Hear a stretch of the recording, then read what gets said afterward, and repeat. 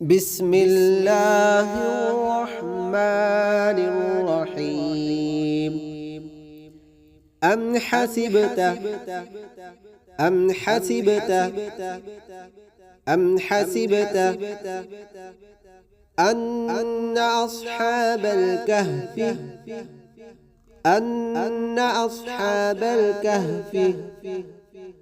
أن أصحاب الكهف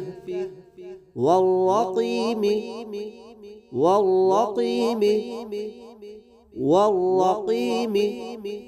كانوا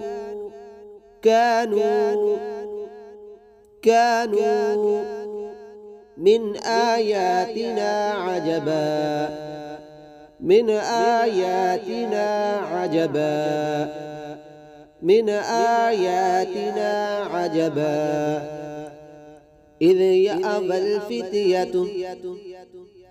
إذ أوى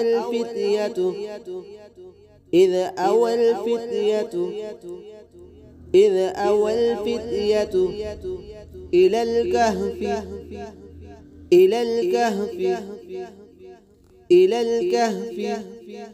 فقالوا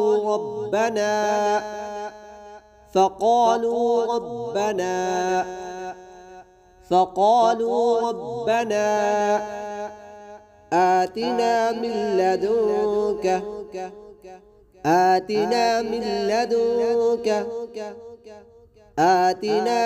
لدنك رحمة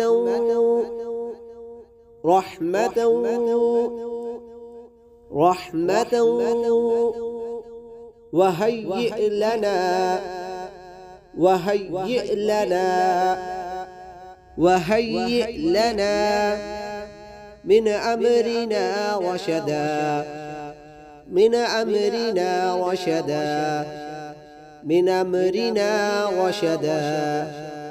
فضربنا على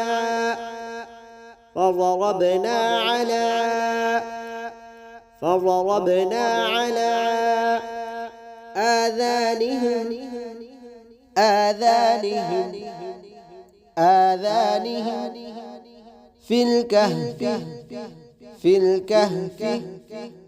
في الكهف سنين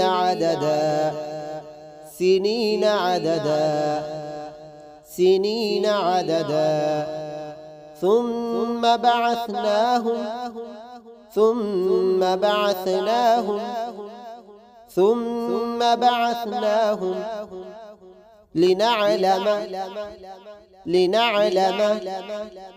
لنعلم أي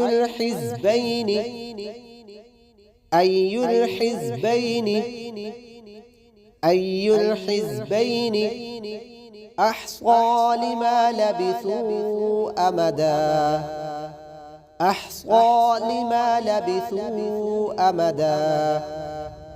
أحصى لما لبثوا أمدا